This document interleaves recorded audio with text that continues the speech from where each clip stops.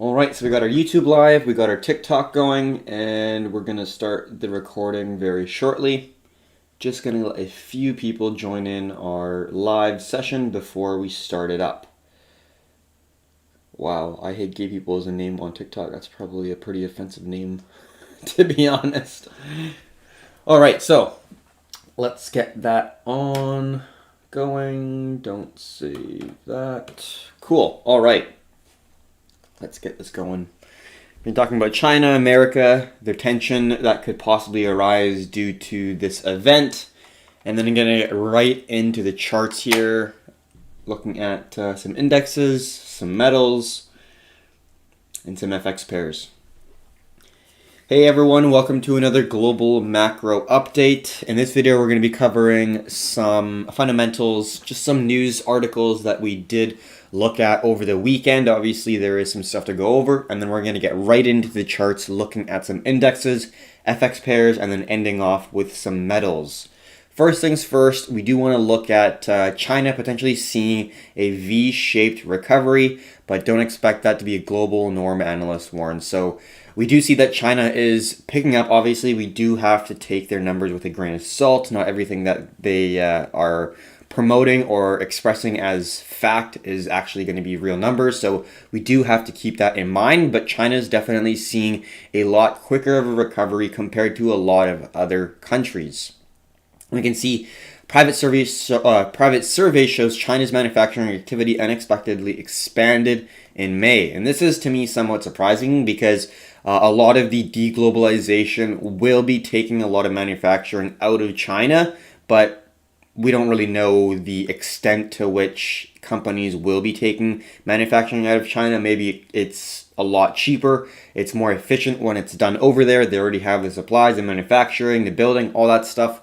So, we'll see how it goes. Obviously, with this pandemic, companies are definitely looking to create more things in-house because obviously with the worry of getting parts from all over the world, it's going to be difficult to try to kind of create a product if you're getting parts from all over the world. If airlines aren't working properly, it makes sense to try to make it all in-house. And this is a little bit of a worry for China, but clearly their manufacturing isn't taking too hard of a hit as of now. We can see right here in a post-coronavirus world, China looks set to grow while the rest of the world contracts. Now, what I'm kind of leading to is the worry that I have within the tension of America and China, because we see statements like this. We see China doing better than the rest of the world. We see China's economy, being able to curb COVID and get back on its feet, while a lot of the economies around the world are unable to do so. And I think what we will see later on is this even taken to a greater extent. And we can see right here, this is kind of the American side. We did talk a little bit about China. We obviously didn't dig deep into the details, but just headlines kind of give a rough understanding of what the consensus is. So we can see this is for America. Unemployment is nearing Great Depression levels. Here's how the eras are similar or different. And we can see there's a quick understanding of what happened in 2008, what our initial claims are for unemployment. Real quick, going to go over them. Record drop in retail sales. We see this was 2009, the financial crisis, and obviously this is pretty unprecedented. And if we go to I believe this is unemployment levels or unemployment rate. This is the Great Depression right here, and then we had the World War, and then pretty steady. This is obviously the highest we've seen since the Great Depression, but because it is self-inflicted, some people are saying it's not nearly as bad. And we see this is the employment population ratio. We've been talking about this. We've made a TikTok about this as well. And we can see the peak was in 2000, and we're now at, let's say, 51.3% of the population who are eligible to work, who want to work, are actually working. So around 50%. Huge difference. And obviously, we can't miss this. George Floyd's death obviously is stirring a ton of people to stand up for what they believe in. Obviously, I completely agree with that. I do agree with the peaceful protesting that is taking place around the world. but a lot of people are really taking it too far. Rioting, looting. I'm sure if you've been watching the news, you know all about this, but I think this is going to be extremely bad for the COVID case, the COVID worry, because obviously people don't really care at this point for social distancing. They're really just destroying cities like it's like the purge almost. It's unbelievable seeing some of the videos and content that's coming out of it. And we can see, I think it might be in the next post, but basically, yeah, in summary, there is cities all over the United States that are kind of going insane. Like there's rioting, there's people looting. I completely agree with the whole idea of Black Lives Matter, standing up for anti-racism and all that stuff. I completely agree with it, but this is pretty insane.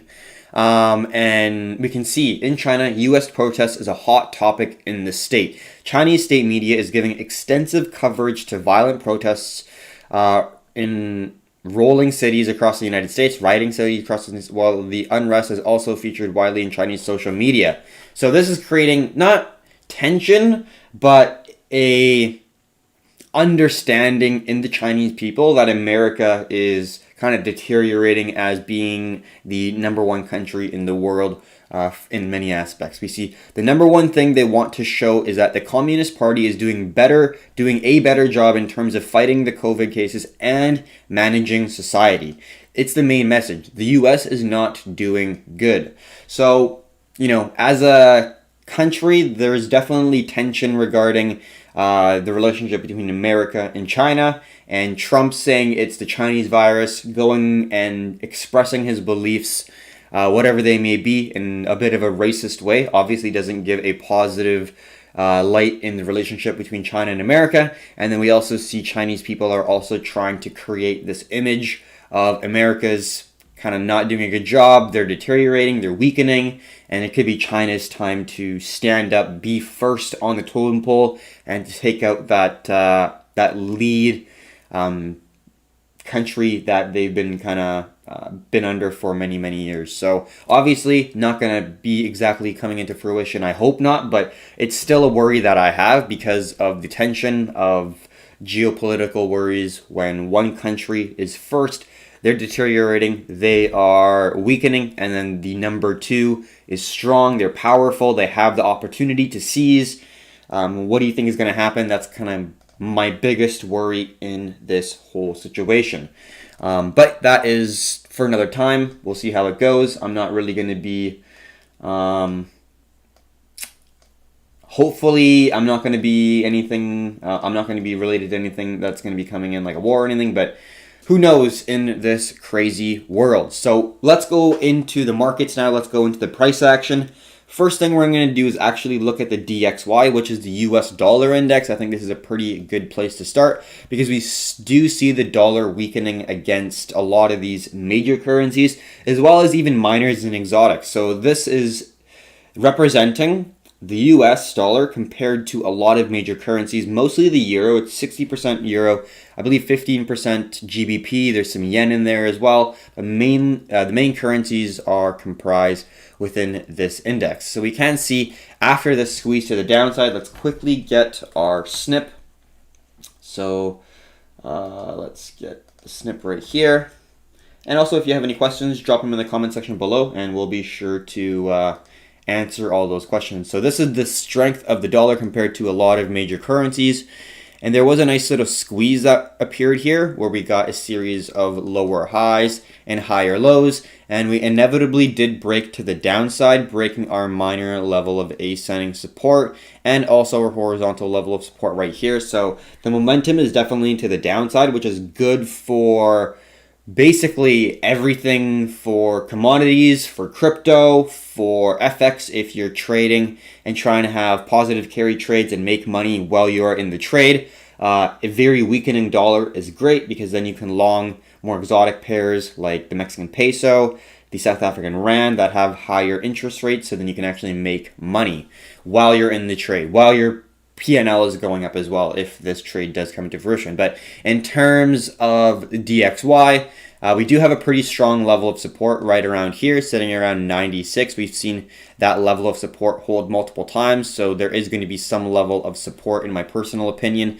We have been consolidating sideways for a while, and we're still in that consolidation. We're range bound from our resistance and our support, like we can see right here. So we're still in a sideways consolidation, and I'm going to treat the market as such. I'm not going to assume that we're going to go into a major bearish move to the downside, gaining significant momentum. I don't think that will happen just yet, and we do have to keep in mind if there is any worry of a market crash, not just in the equities market, but if you get a major market crash in commodities, if you get the whole liquidation event that occurred like last time within stocks, commodities, crypto, all across the board selling off, the US dollar will rise compared to other currencies because this is a world reserve currency and people look to go into the dollar when there is worries in the economy. Like we've seen last time, when there was that big sell-off, where did everyone go? Everyone went into the US dollar. That's exactly what happened. And then we consolidated, making lower highs, higher lows, squeezing the price, and then we just poked to the downside. So right now the dollar is weak, which is great if you're in crypto, commodities, if you're trading emerging or minor currencies that obviously have a little bit more volatility, but that's basically my viewpoint of the DXY. I think we will have some sort of support hold like we've seen, that slow grind up, but in terms of what's happening right now, the momentum is definitely to the downside. We do have a squeeze, push the price below a support, indicating that the bears are in control of the US dollar right now.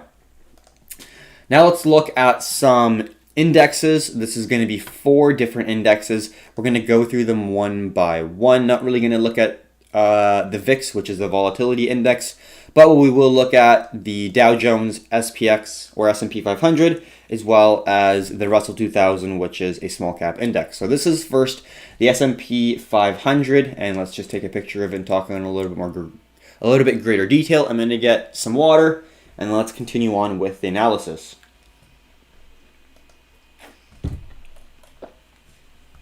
All right, so first things first, the next major target that we're looking for is around 3,100. We see initially it was a support turned into a major level of resistance at this double top. That's going to be the next major zone for a key level of resistance. But at the end of the day, we got a nice squeeze here, like so, and this is that move up from that squeeze, and the $3,100 is going to be the level of resistance, and it's just continuing to go up. Pretty unbelievable. We see obviously with the unemployment, with the job losses, with the riots, with COVID, with the lockdowns still in place. Yes, some businesses are opening, but look at the rate of return for customers. It's not there. You're not seeing a huge eruption and increase of retail sales or restaurants or bars or entertainment. You're not seeing that. So in my personal belief, it doesn't make sense that this is going up, other than the fact that Federal Reserve is providing liquidity into the market and the money has to go somewhere. And it's not just the Federal Reserve. It's banks, central banks around the globe that are printing native fiat currencies, and then they have to put that money somewhere, and the S&P is a pretty good place to put it, if you ask me, over a very long period of time. So we're seeing the S&P recover pretty quickly, going way above that 61.8. This was at 61.8% level. That's a very important level for the fibs, and now we broke above it and now holding it. This is now in a territory that has not been seen in a lot of the different recessions. In 2001 and 2008, in 1929, in 1969, all these recessions in America, you had this 61.8 hold every single time. Now, there was a little bit of wicks to protrude out, but at the end of the day, you saw supply at this zone. Right now, you saw the price break above that zone, so it's going to be different than a lot of different markets, probably because the Federal Reserve is putting so much newly printed money into the market. It's distorting the price action to some degree. Not really the price action, but it's distorting the true equilibrium between the buyers and sellers by creating an artificial demand within the market. It's not a true free market. That's basically what I'm saying. But you got to play with it. You got to live with it. Basically, if you want free markets, it is a rigged game because there is a buyer that can print value with unlimited quantities and purchase an asset like the S&P. So at the end of the day, it is a rigged game, but as long as you are aware of that, you could be looking for long opportunities because with the Keynesian economists in the current government office and central banks, they're not going to have a major stock market crash. They just won't allow that to happen. There's too many pension funds. There's too many people who demand that the stock continues to rise. There is kind of that psychological, not hack, but if you are wealthy on paper via stocks increasing, you'll feel like you want to spend more money, which is overall good for the economy. So there's incentive for the stock market to be artificially bubbled up. Just something to note. This is the Dow Jones. We see that it did break the 618. It was right around here. It was a pretty good solid break of this key level of resistance. Nice retest for a new level of support, and it does look pretty bullish. Pretty crazy to say. I'm personally not really looking to long indexes just because it makes absolutely no sense and it's unjustifiable. In my opinion, and the only way to justify it is, hey, the Fed always have my back. That's an extremely dangerous game to play, and I don't want my setup, other than technicals, to be, all right, well, the Fed always has my back, and this is a risk-free trade because it can't go down. The Fed will save the day. That is a recipe for disaster, in my personal opinion. I'd rather trade free markets that have normal amounts of buyers and sellers and aren't absolutely rigged. That's just my personal belief. I don't think it can happen forever. There's going to be a day where the dollar devalues so much that no matter how much they print, they can't raise asset prices to a point where they feel comfortable. And that will just completely debase their currency. And then some people or a lot of people will have to turn to another currency in order to hold their value, because the United States dollar is unable to do that because the Keynesian economists will not let a stock market crash appear in their eyes. Even if it devalues the dollar to a point where everyone's poor, that is their goal in life, in my view, is recessions are the worst. In terms of the stock market, they don't give a shit about the economy because obviously the economy is in complete ruins, but they don't give a shit. They just care about the stock market and the paper value of people who are actually able to spend money. It's pretty unbelievable. But that is the current world that we live in. So that is Dow Jones, S&P. We'll look at the small caps. This is a representation of more speculative investments because it is a small cap index. You can find either RUT or RTY for the E-minis. So we can see strong moves to the upside, making clear higher highs and higher lows.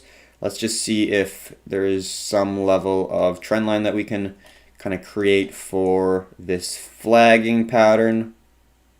Got a nice zone there, and then I'm sure you can get a nice ascending zone right around here. Yeah, not perfect, not ideal, but let's see if we raise that right to the wick, then that's probably going to work a little bit better. Yep.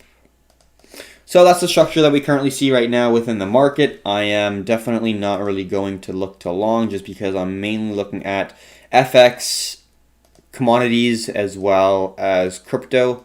For my main trading, I just find that equities are a little bit too, not rigged, but I just find that with the Fed printing lots of money and a lot of liquidity, I don't have much of a fundamental understanding as to why they're continuing to move up. So it doesn't make sense to go against my bias. If the market is going down, that's another thing. My bias is bearish on equities. So I'm going to have an easier time looking for short opportunities in the equities market because my bias is still bearish. And if I'm looking for other trades, obviously commodities, FX, crypto, I'm in all those, so it's not a problem. But in terms of equities, I'm just stepping away because I don't feel comfortable trading something long when the obvious choice, in my opinion, is going to be short. All right, so not really going to look at the VIX. That's just the volatility index. Going to stick with just the equities or the indexes, I should say, for now. All right, next thing we're going to be looking at is some of the FX pairs. This is the exotics. Let's first look at a little bit more common pairs that we can see. US versus different pairs. I just like to put the US first, so then if things are going up, it is good for the US dollar. It means it's strengthening, whereas if things are going down, the US dollar is weakening. So this is a good overall analysis of the US dollar by not just looking at DXY, which is a composition of major currencies compared to the US dollar, but each individual currency that I'm currently looking at. So let's first look at the Canadian dollar. We'll go to Australia, New Zealand, and then we'll end off with the Japanese yen. All right, so with the US versus Canadian dollar, we see that we had a move to the upside after the contraction of volatility with the descending wedge. And I think that there will be some sort of continuation pattern, although right now we are getting a massive, massive push from the Canadian dollar against the United States dollar, where Canadian dollar is strengthening compared to the US dollar. We're seeing a nice descending triangle here, break to the downside, nice little test of a support, and then continuing its momentum to the downside. Surprised that there wasn't really any real retest here. I guess you could call this a retest, but I definitely thought there was going to be some level of a retest at 0.1388. But the momentum is really strong. The bears are really strong in this chart, or you could say the bulls for the Canadian dollar. And overall, the United States dollar is weakening across basically the entire FX market. And I don't really have anything to do right now. I was just waiting for that squeeze, and it came out to the downside. And there's definitely some strength in the Canadian dollar. This is the Australian dollar versus the United States dollar. We're seeing after that huge spike in the US dollar when we had that liquidation event, the Australian dollar has come back quite strong compared to the American dollar and gaining ground really, really quickly here. We can go all the way back to the daily, and we're basically covering all the ground it took away in that huge pump and then some, basically. And then we see a possible key level of resistance at around 0.142. We'll see where it goes, but right now the United States dollar is definitely weakening compared to a lot of different currencies. Australian Canadian currency, the Australian dollar, Canadian dollar is heavily tied to commodities, and commodities overall are doing really well right now, so it makes sense that the United States dollar is weakening compared to the Australian dollar as well as the Canadian dollar. Makes a lot of sense in my view. But there's, in my opinion, still a worry if there is a liquidation event, if there's a lot of economic uncertainty. At a certain point, I think people will go back and flee into the US dollar, which would be a huge shift in momentum. All right, so this is the US dollar versus the New Zealand dollar, or the Kiwi, you can call it. Solid structure that I personally see. So let's even take it back all the way to the daily.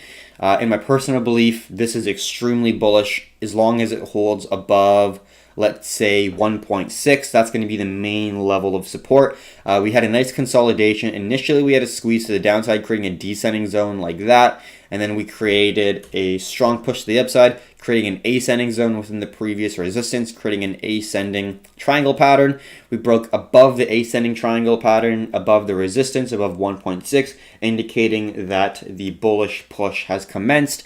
That's that initial impulse push. This is now the contraction and the consolidation before potentially the next expansion phase to the upside. That's going to be the way I'm viewing the market. So let's look at the daily. We see the expansion phase, the expansion in volatility, the impulse push to the upside, and we're going to be looking for the pullback. This is that pullback. This is that contraction in volatility before we get a next expansion phase that's going to push the price up even higher, weakening the New Zealand dollar and strengthening the United States dollar. So that's going to be my view of the market. In terms of the smaller time frames, we did see a little bit of a poke out above the key level of resistance, which is not ideal. I would like to see all this resistance get held, but unfortunately that did not happen, although this is a still respected zone, so I did put that within the chart, although we do have to consider that it's not as valid of a zone. So in terms of the US-New Zealand pair, it looks pretty bullish, and the key zone that I want to see the price hold is around 1.6. But right now, there's nothing to do within the FX markets, for me at least. I'm just spectating on most of them, looking for mainly the fundamentals to change, where the US dollar will gain strength due to the dollar milkshake theory. If you're an emerging market business owner and you want to transact gold, silver, coffee, soybeans, oil, whatever commodity, you're going to want to do it in the United States dollar. So, in my opinion, there's going to be a lot of demand for dollar, as well as all the dollar denominated debt. A lot of D's there. But there's a lot of dollar denominated debt in foreign countries, so it's a huge short position. A lot of companies are short the US dollar, they have to borrow it, and if that US dollar increases, they have to pay higher amounts for that US dollar in order to pay it back. So there's a huge short squeeze, and I think it could turn really ugly if the United States dollar does rise. So now we're going to go into more of the exotic minor pairs. These are less traded pairs basically altogether. They do have either positive or negative carry costs. Look into them if you are trading FX and if you are trading a pair or a currency that has a high interest rate. That is something that you do have to consider. For example, Turkish lira has like 10%, South African rand has like 6% or something, whereas the US dollar has a very low rate at 0.25. So understand the carry costs that you are taking on when you are in these trades, especially if you're holding them for a long period of time. They do add up. So this is a South African rand. Let's go back to the daily here. Initially, we got a huge move up where the South African rand got a lot of value taken away. Huge debasement here against the United States dollar. And now we're seeing some correction. We did get a very nice squeeze where we saw an ascending zone squeeze against the descending zone, and the price inevitably pushed to the downside, breaking the support. And now at around 1728, it does look like it's potentially holding a nice level of support. We saw a lot of transactions take place at that 1728 zone. So we do see that there are a ton of buyers around this zone. Something to consider. Also, there was a previous level of resistance turning into a new level of support. And we can see it was the high, although we do have to kind of take that with a grain of salt because the wick was so large. But that was kind of the high back in 2016, which could possibly be the new level of support for the current price action. Now bringing it down a time frame in the 6 hour. I think let's just go right to the 4 hour here and take a little snip so we can talk about the current price action in a little bit more detail. So we got this squeeze right here. This was that squeeze that we were talking about, where it inevitably broke to the downside, but we do see that there was a contraction in volatility, and this is the expansion phase in that volatility. And in my opinion, we're potentially getting a contraction in volatility right now, where this is our new potential pattern, where this was initially a descending wedge that was really poorly drawn. Let's just draw that yet again with one single clear line, like so. And that was the structure of our trade. We inevitably did break to the upside, but the price was able to hold below our key level of previous level of support right here. New level of resistance, new level of resistance. So right now, what do I currently see within the market? We were in a downtrend because of the push from the triangle. And now we're in a series where we can't make a lower low or can't make a higher high. So we're right now in a very, very tight consolidation right here. What will I be looking for in order to potentially shift my bias into a bullish case for me to potentially long? Well, what I'd like to see is a break in the resistance right here, potentially hitting the new level of resistance, which we saw right here. And we can see it's a very well-respected pattern throughout the structure. Probably we will get a hit to around the 17.86 range. And then if we get a retest of the previous resistance, which will act as a new level of support, that will be my indication that we'll be looking for a potential reversal. So what we're going to be looking for, this could be a double bottom, and then we could break up test this previous resistance as a new level of support. Once we've got that validation and the confirmation that there are buyers within that zone, that's going to be my entry zone for this trade potential. We do have to consider that there is a descending zone connecting the lower highs, still squeezing the price, so the entry would be probably here. You have to consider that there's going to be a key level of resistance somewhere around there, but those risk rewards are pretty good. You could tighten it a little bit more, so you maybe got a 2.5, 2.8, maybe even a 3 risk reward. Nothing really under 2 I'm going to be interested in, but that's going to be my key takeaway, is going to be this confluence zone right here, and then you got a nice entry area right here if it does break to the upside, and this is your high or low, and then your stop loss would be here, your take profit would be somewhere around there.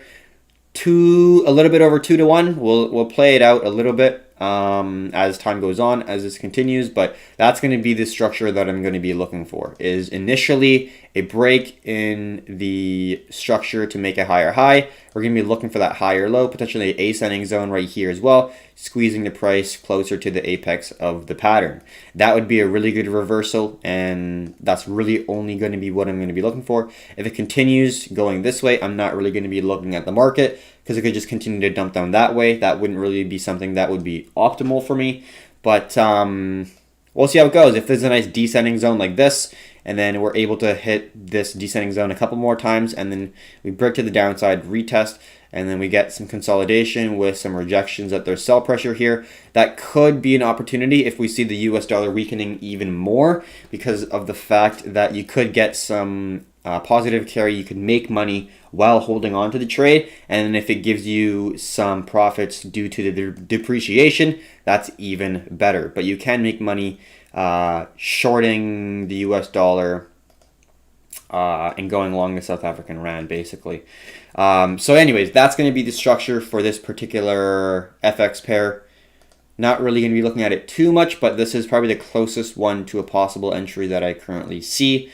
Let's look at the peso next, and then go on to the ruble after that. It's pretty similar structure to the South African rand. We got a huge move to the upside, descending zone creating our structure, and I don't really have anything. This is just something that I'm putting on the back burner. I don't really have any interest in trading this just yet. We did get a nice squeeze here, and then this was a pretty solid impulse push to the downside, and now we are just consolidating at this potential level of support. And I don't really see anything that I have a lot of interest in. It's just slowly consolidating. Once we see a nice price action pattern here, that would give me a little bit more detail as to which way we want to go. But right now, we don't really see anything worth doing as of yet. All right.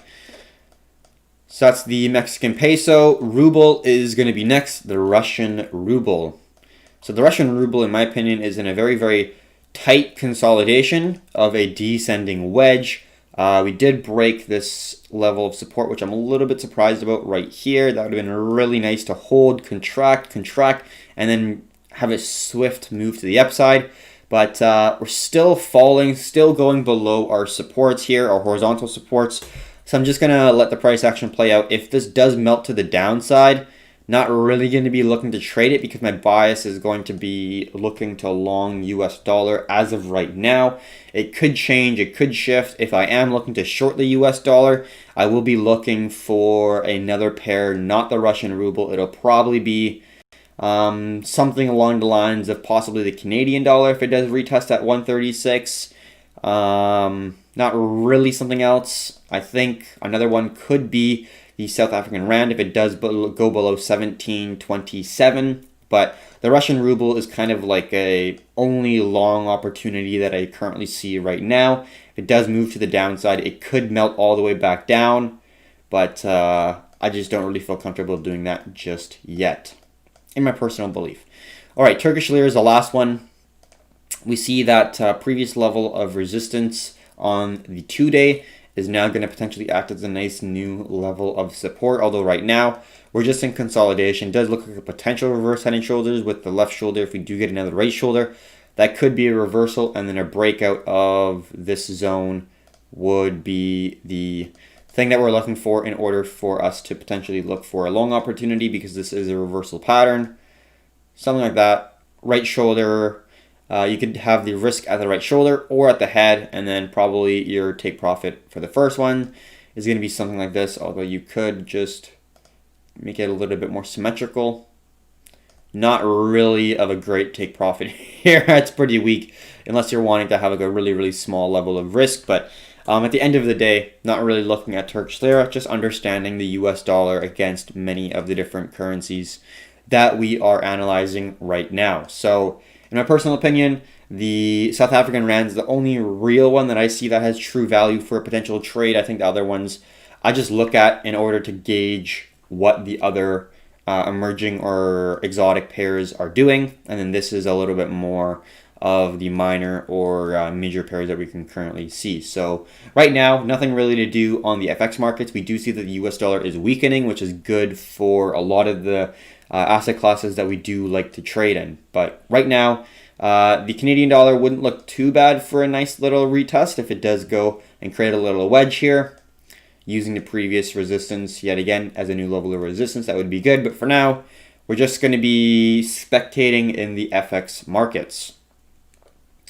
All right, so that's going to be that. Let's just bring the DXY in so we have a good view of it. And we'll see if we can go to the smaller time frames, seeing how it is doing.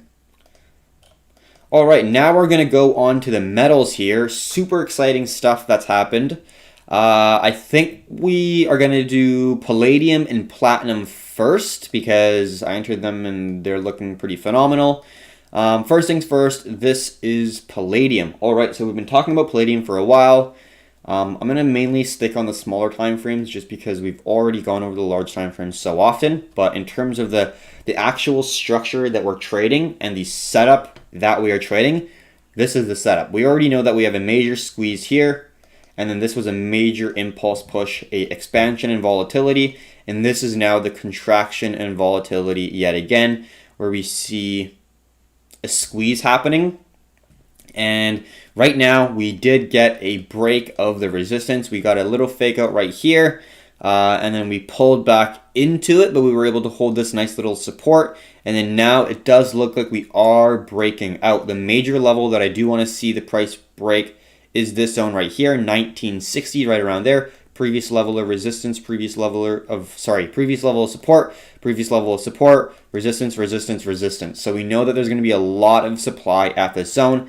If it breaks above this zone, which it looks like it is right now, I'm definitely going to, well, I've already entered, but I'm going to get adding a little bit more, and we got our major level of take profit here and here. So in terms of the structure, it does look really good. And let's just zoom out a little bit further to see why this is such an important squeeze. So we got main squeeze here, expansion volatility, we got a minor squeeze, and we are even holding this ascending support. First touch, second touch, third touch. It is looking like a pretty good place for a lot of demand to be located, and we got some pretty conservative potential take profits. And then if it goes beyond, we got some major ones, but I'm going to be pretty conservative and just use simple geometry to understand where good risk reward parameters could be located.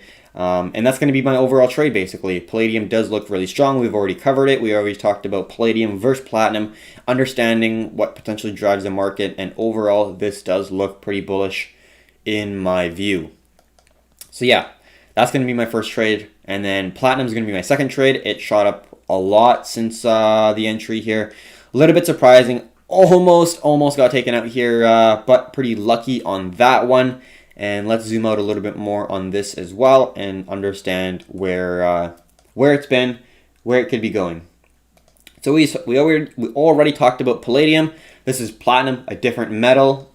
This is used in diesel as well as jewelry, whereas palladium is mainly used in gas catalytic converters, and this is just diesel catalytic converters. So also we already see this descending zone and this descending zone as well. This is creating a nice wedge, squeezing the volatility into a funnel, and we're looking for that expansion and volatility for us to be looking to make money on. And this is exactly what we got. We got a break to the upside. We got a nice ascending wedge right here, or an ascending not an ascending wedge, an ascending triangle. That was the structure that we had here last night, and it looked really good. It did break to the upside, a little bit of a fake out, but that's okay. This was a little bit worrying for sure, to say the least, because that could have definitely taken you out on your stop loss if you put it too tight. But we do see, let's just zoom right in, after this major wedge broke, you got a nice ascending triangle here, broke to the upside, could not hold the retest, broke down, came back down, huge wick, huge bullish engulfing candle, engulfing all these previous candles, and then we got the blast off to kind of commence the momentum to the upside. So it was a little bit noisy here, a little bit unclear with some breaks of supports, some wicks down. At the end of the day, after this big candle, this big green bullish candle, that should be the indication that yes, we have now broken out, and now the momentum is to the upside, the volatility is expanding, and we're making money. And we got our first major zone there and second major zone there. So yeah, the two metals that we talked about, palladium, platinum, do look really bullish. I am long on them, and I am definitely looking to make some good profits. And that's basically the structure for the two metals that we talked about, palladium and platinum. Now this is palladium versus platinum, and this is just the chart that I have as a comparison. We can see that palladium has been dominating versus platinum for a very, very long time. Since around 2016, palladium has been exponentially increasing while platinum has been getting destroyed by palladium. And we can see it does look like it could potentially reverse, which would be very bullish for platinum. Not as bullish for palladium, but definitely something to consider. We did break this minor level at around 230, and now we're just consolidating. If this does turn into a nice level of support, it could be a very well-rounded bottom, and it could create another push here, which would be bullish for palladium compared to platinum. And it's just something to look at. We can see that the bullish push in platinum compared to palladium did make that chart go back to the downside, hitting the very low of the support. So if this does continue, where platinum is more bullish than palladium, we will see that support fail, and we could see a significant push to the downside on this chart. All right, so that's going to be palladium and platinum. We're now going to look at gold and silver. In my opinion, it still looks really bullish here. Let's first look at gold and then jump into silver afterwards. So this major squeeze, we got breaks to the upside, and then we got another contraction of volatility where you got a nice descending wedge here. A little bit of a worrying part where the support was broken for a short time right there, but the buyers were able to push the price back up above this ascending zone, and then it's looking really good now where we've broken this minor level of resistance, and now we're holding for a new level of support. So it's looking really bullish for gold in my opinion, after we were able to pull back and go back into the ascending zone, especially when we broke this descending zone, and at last when we broke this horizontal zone and confirmed that it's a nice new level of support, breaking the market structure. That is the kind of final zone that I'm going to call it a hesitancy area, and now this is in a bullish momentum towards the upside. So I'm very bullish on metals, on gold, on silver, on both of the metals that we talk about. In terms of trade, I did not enter this. I was looking for something a little bit deeper somewhere in here for an entry. It did not come into fruition, so I'm going to be basically not really looking at gold, still in silver, so that's looking phenomenal. An option could be, if it does consolidate a little bit here, that could be your second entrance with a stop loss maybe just below here, although you are looking for that $1,785 to $1,800 for your take profit, ideally, in order to get a decent risk reward on your hands. Maybe looking at a 3-to-1, 2.8, 2.5-to-1 risk reward. That would be pretty good, and that would be a trade worth taking. But if your take profits at like 1760 and your risk is here, obviously that's not going to be a very favorable risk reward situation. So it's just a matter of how bullish do you think gold is going to be in the short term, which I think it is going to be bullish, but it hasn't been as active, it hasn't been as bullish, it hasn't been as aggressive towards the upside than some of the other metals that we are looking at, like silver. And we've picked silver instead of gold because of the gold and silver ratio dropping exponentially, going into our ascending wedge, which we won't really talk about today. But let's just talk about silver. Let's talk about this huge move that appeared on Friday and then over the weekend. We saw that this was the structure that we did trade, and then we got around 1740s right there. And then now we're making a strong move towards the upside.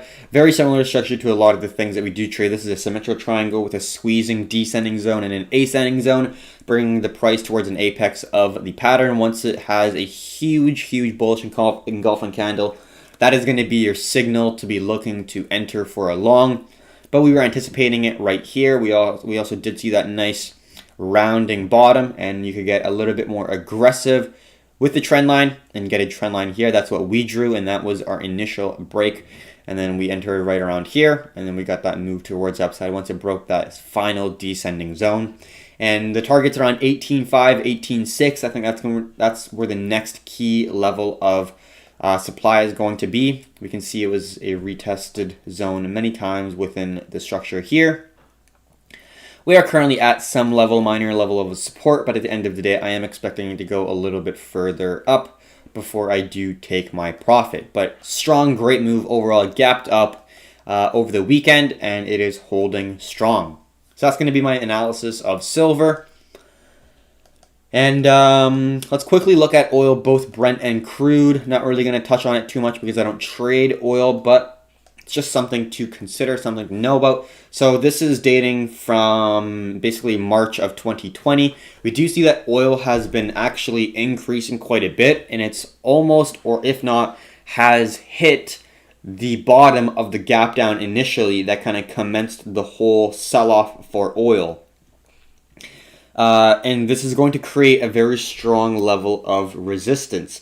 On WTI crude oil or Western Texas Intermediate, it's around $35. And on Brent, it's around $38-ish for the key level of resistance. And if it goes beyond that, that's pretty phenomenal. There are talks of the economy opening up. That means there's more people driving, there's more people transporting goods and services, making things out of products that use oil. Obviously, with the economics increasing and the overall activity of an economy going up, there will be more use of energy like oil. But right now, the globe is pretty well still halted to some degree. It's not like it was in January or February of 2020. Definitely not yet. So I think there's still a worry and a potential for a sell-off, but I'm not really trading oil. I'm just analyzing it to get a good understanding of the main things that are impacting the global macro landscape. All right, so that is gold and silver. In my opinion, those look probably the most bullish, and we will do cryptocurrencies in another video. But that's going to be my global macro update. In my opinion, metals look really phenomenal. Palladium and platinum look really good. Obviously, platinum had a huge push to the upside, and pretty happy about that. But overall, palladium and platinum, in my opinion, do look pretty bullish, whereas gold and silver kind of have already made their moves. I think it's a little late to enter silver, just because we've already made basically the meat of the move, and entering now you could, but it's going to be less of a risk reward, less dependability compared to entering at the break of the pattern. I think palladium is still definitely a decent entry with solid risk reward parameters. If you are looking at anything, I think that would be the most the best risk reward parameter that I currently see in the market right now. If you're going to be risking anything, let's just play around with this a little bit more. So how do I find my take profits? What is this? From the breakout zone, that's going to be the first take profit right around there. And then let's just draw in another one. So we're going to do 2 take profits, and another one's going to be like this. So like here. So there we go. That's going to be my 2 take profits. Let's see how that risk is. And looking at that risk reward, I'd like to ideally see at least 2 or more. So if we put the stop loss below that wick, just below that wick, and let's just say we enter right here. If you are, I'm just playing around with risk rewards so people understand how I like to view risk reward, because this is very important. Risk reward is very important in the markets. If you don't understand it, you definitely should. So we got 2.28 for the minimum. This is kind of the minimum I'm looking for, which is a pretty good risk reward. You know, anything over 2 I'm pretty all right with. Anything over 3 I'm really happy with. And then the second one that we could be looking at is 3.5 if we enter here with the risk setting just below that wick. So it's looking pretty good. Definitely something to consider. This would probably be the most actionable trade that I currently see within the market. I think that platinum is a little bit too far for anyone to be entering. Break would be the best situation, and then having a stop loss below the low could get run by this, so you do have to make sure that it's still decent. That happens, you know what I mean? Like, let's say if you did enter yesterday and you entered on that nice little retest or whatever, and then you entered your stop loss just below those recent lows, they would have got stopped out, right? This wick would have stopped them out. So it is frustrating. I definitely understand if you get stopped like that it's not fun at all. But if you see the type of reward that you're able to get, you're not looking for those 15 risk rewards, 10 risk rewards. That's just too undependable, or it lacks in dependability and being able to actually execute them all the time. So if you're trying to gauge, take profits, or zones that can provide you a potential level to take some profit off the table, I think using this geometric way of finding profits and finding targets is a decent way to go. Also, just simplistically, very simply, I guess you could put it, using just the size of the triangle like this, and then just going like this works as well. Or just looking at key levels of resistance and support works as well too. But yeah, that's going to be my overall analysis. Let's just see what the 1 hour is doing on here. Yeah, it's over the zone. Not consolidated too much, but we do see that there are wicks, support. Now it's retesting because it broke to the upside, I think, and we could see a nice little retest before another move up. Now, I don't really like going on the smaller time frames. I usually like to stick to the 2 hour, 4 hour, and above on palladium and platinum because the spread's a little bit bigger, and you just have to keep that in mind compared to gold and silver. So that's going to be the Global Macro update. If you have any questions, drop them in the comment section below. We will be conducting a crypto market update today as well, but that will be for a different time because I don't like kind of going in crypto as well as global macro, although they are pretty intertwined. I like to keep it somewhat separate for the viewers to look at. So thank you very much for watching. I'll answer all the questions in TikTok and YouTube, and until next time, have a good one, folks. All right, so that is the completion of the Global Macro update. I'll be going over all the questions in the TikTok. Don't really have any on the YouTube, but yeah, if you have any questions about the stuff we talked about, don't hesitate to ask. All right, got a decent amount of people who joined on our TikTok live. I'm a miner, and I would just like to ask how I can get into the game by Juan. All right, so you're a miner and you'd like to trade. I would say the best way to start if you are just starting the journey would be to opening up TradingView, which is the software that I use. It's an online charting platform that is free to use. Go to TradingView and backtest and paper trade a ton. I mean a ton.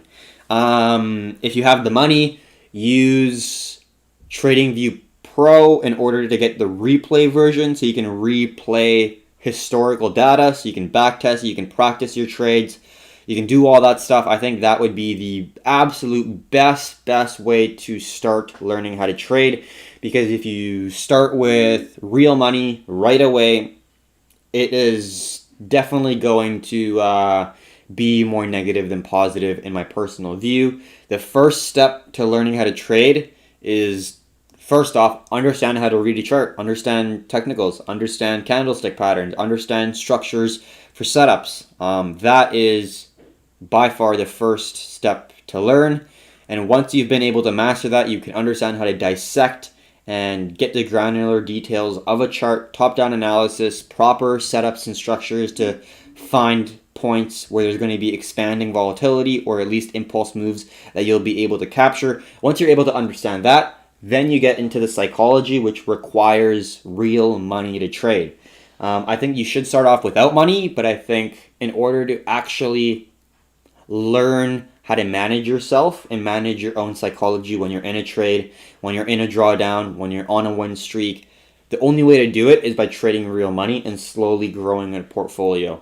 No book will give you the information in order to fully understand yourself when you're up a lot or when you're down a lot. The only way you can do that is when you put yourself in that position and you realize, oh shit, I can't be patient when I'm up whatever amount of money, 10 grand, a grand, whatever, $100, $10, whatever it is. And I can't take my losses when I'm down, like say $100 or $1,000 or whatever the case may be. And that skill is only learned, in my opinion, through experience. You can read it in a book. It's like learning how to swim. You can read about learning how to swim all you want, but the only way to learn truly is by doing it. Same thing as trading. Same thing as psychology. So that would be, in my opinion, the best way to start is by going initially, learning the technicals, learning technical analysis, and then diving into the psychology after. You do have to throw fundamentals in there as well. That would be in line with the technicals in order to create a narrative and a thesis and a story for your trade. I like to do that. Like, I do primarily rely on technicals for my entry, exit, take profits, my trade plan, my risk management, all that stuff. But in terms of the narrative and my story, I do incorporate fundamentals into it. For example, in terms of my commodities, so my gold and silver, the proliferation of fiat currencies drives investors into precious metals. That is the fundamentals. That's basically it. I don't need as great a detail as I think some people, where they're mainly primarily focusing on fundamentals. I use technicals in line with the fundamentals in order to create my thesis for trades. So hopefully I was able to give you enough information on that. It's a lot harder of a game than most people think. It takes time. David Clark, stocks, close one. Can you please ask to donate on my Amazon India wish list? Link in my bio. I'm not going to do that, man. Sorry. Alright, that's about it for TikTok questions and nothing really on YouTube. So thank you very much for coming to the YouTube/TikTok live. We appreciate you coming in. And if you have any questions that were unanswered and you're watching the recorded version, drop a comment in the question section and we'll be able to answer it. We really appreciate everyone watching our stuff. If you enjoy it, please comment, please share it with a friend if you'd like, and it would be great if you would subscribe to our channel. It's definitely a difficult time for a lot of people. I know a lot of people who are followers or subscribers are American, and obviously it's a really, really difficult situation down there, so we really hope the best for everyone. Keep safe for your families, for your friends, for yourself, and I really do wish the best. And yeah, I don't really have much more to say. It's a crazy time right now, seeing what's happening in the world, but we are creating history right now. It is what it is. I don't look down upon anyone who is protesting. I think it's a really good thing. I think people do need to stand up for what they believe in, and yeah, it's unbelievable down there. So I wish everyone the best. I wish everyone safety, and I wish everyone a extremely good, profitable week this week and a profitable month. This is the first day of a brand new month, so fresh Excel sheets, fresh tracking of data, which I absolutely love. I love beginning of months, and I love Mondays. And yeah, this is going to be a very profitable week, hopefully, or a month, hopefully. I go by months, not weeks, so I go month by month, and that's basically my sample size. I don't look back until I'm at the end of the month. So if I take, for example, 3 losing trades on Monday, Wednesday, Friday on the first week, I do not look at them. I do not analyze how they could have gone better. unless it was a really shitty trade. If I execute the trade in a way that I'm happy with, I don't look back. Because that's all psychology. You know, you could have 3 losing trades and then 5 winning trades in a row, and you're up a shit ton amount, and you were thinking at the first week, wow, I'm such an idiot. That's the challenging thing with trading, is you don't know when you're going to get paid. You have no idea. And you could have 3, 4 losing trades in a row, and then have 2 winners that make up for all those losers, and then some, and then you're making money on that first week when you thought that you would be losing money. So it is definitely a mind game. It's very psychologically defeating if you allow it to. So you have to keep your head up, keep confidence, keep momentum, understand that your strategy and your system will make you money as long as you've statistically proven it for a fact. Period. If you don't have that data, you're going to be unconfident. You got to be confident enough to stick with your thesis, stick with your system, and that will give you the confidence to hold on to those winners, and that will give you the confidence to put on those trades when you need to and put that size on when you need to. So thank you very much for watching. We appreciate it. Don't really see anything else in the comments. Someone said, hey, I'm Bills. How's it going? Haven't seen you in a while. Hopefully you're doing well. Basically, this is the end of the video. Martin says, SPY bearish this month. You think? Let's look at the SPY. In short, technically speaking, it's still looking bullish. Let's just zoom right in here so you can see it as well. So, in my personal belief, it still looks bullish. Let's just see what we can identify here. So we got a nice squeezy on a descending or an ascending support level. We broke this zone, which was a very significant zone that we broke right here. And this was that squeeze that appeared right here. So we squeezed out and we're slowly grinding up. We could probably get some ascending zone like here, like so. So I could see that there's some ascending zone, but that could easily start to squeeze up if we're getting like a massive FOMO event where a lot of people think that was the bottom and we're going to get another rally like we saw at the end of 09, 010.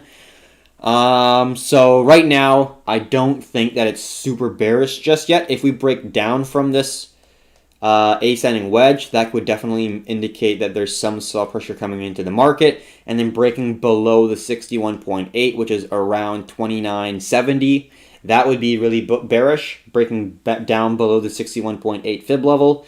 But if it sticks above that, I'm not really bearish on the S&P, to be completely honest with you.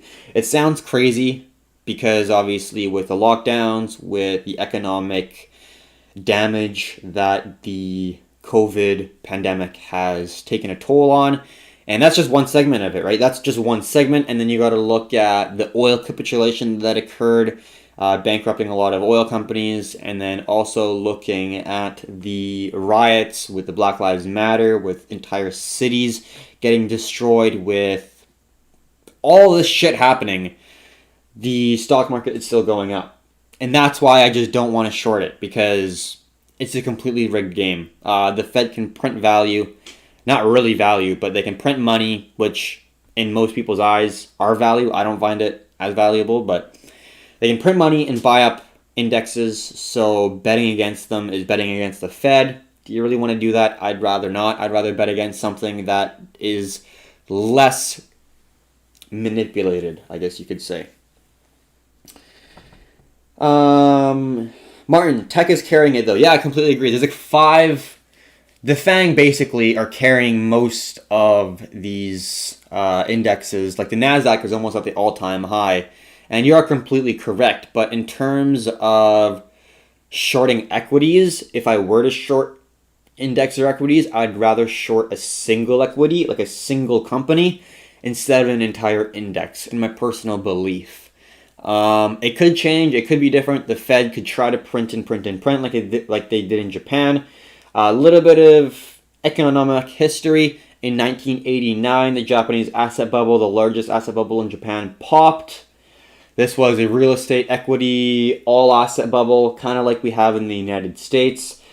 The Japanese Bank of Japan, which is their Federal Reserve basically, had 9 different stimulus packages, basically doing pre-QE quantitative easing kind of. They were trying to buy up treasury bonds and other assets in the financial markets. They did 9 different quantitative easing measures or money printing measures, whatever you want to call it. And it did not work. The asset bubble deflated. The economy was in the deflationary spiral, meaning that the cost of goods and services were going down, wages were going down, inflation was not possible, and they are still in that deflationary spiral after 30 years. The 90s and the 2000s were the worst of it, and then in early 2010s and 2012 and 2013, they tried a new measure that was an even more aggressive form of quantitative easing, and that did raise the prices of stocks, but they did not raise the cost of goods and services within that economy, and they did not increase the inflation of the CPI numbers really for Japan. So if you're looking at Japan, if you're looking at America, it's pretty similar. The demographics are 10 years older in Japan, so it makes sense that America is lagging behind. In 2008, they implemented quantitative easing before Japan did in terms of how aggressive they did it, so it does make sense that they did have a pretty aggressive recovery because of the artificially low interest rates and the quantitative easing measures. But it's going to be interesting to see this time around. I do think that we are in a deflationary worry more than an inflationary worry right now within America, just because of the velocity of money. The demographics are very, very deflationary in terms of the pressure that they're putting on the economy compared to the inflationary pressure. That would be, I think, later on. If there is a full recovery right now and we go back to things are normal, the velocity may start picking up within the US dollar currency. And if the velocity starts picking up and we already have a significantly increased pool of US dollars in circulation, you could start to see those CPI numbers increase, especially because this time around, compared to 2008, the Federal Reserve the banks gave money to citizens and Main Street compared to just Wall Street. So in 2009, 2010, in the financial crisis, post-financial crisis, in the 3 different quantitative easing measures that took place, the money that was printed out of thin air and were given primarily to banks. And where does that go?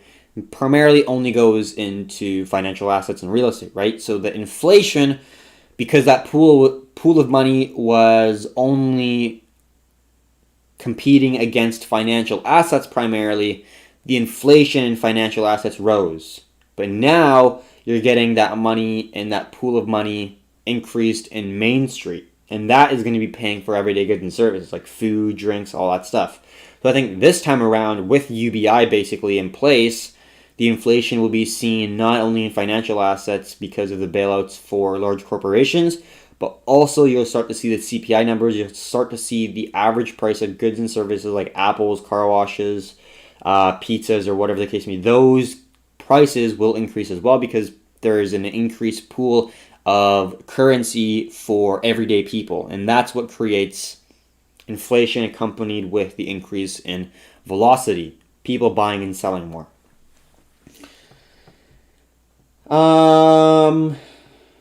Let's look here.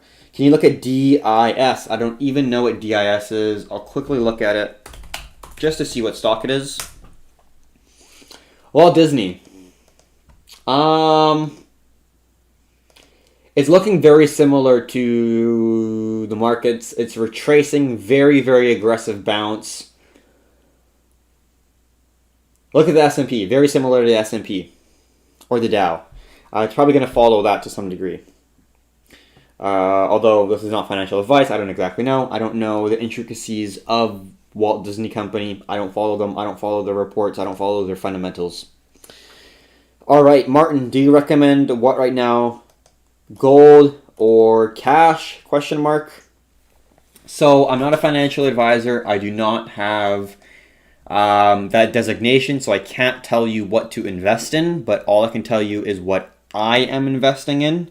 and shedding some light as to why I think they are good investments is basically all I can do. So first off, yes, I think gold is a great investment. I think also silver is a great investment. Why do I think that? Let's look back at the thousands and thousands and thousands of years that took place on this planet Earth. Think of all the different currencies, or what people called money at the time, right? We can even go back all the way to the Roman times. What did they use for money? Gold and silver, right? And from the Roman times, from Egyptian times, all the way to now, there's been different forms of money. Primarily, gold and silver has been the means of the base currency. And then people have been adding on fiat currencies or paper money, right? Because it's easier to transact. And also, primarily, because it gives central banks basically unlimited power.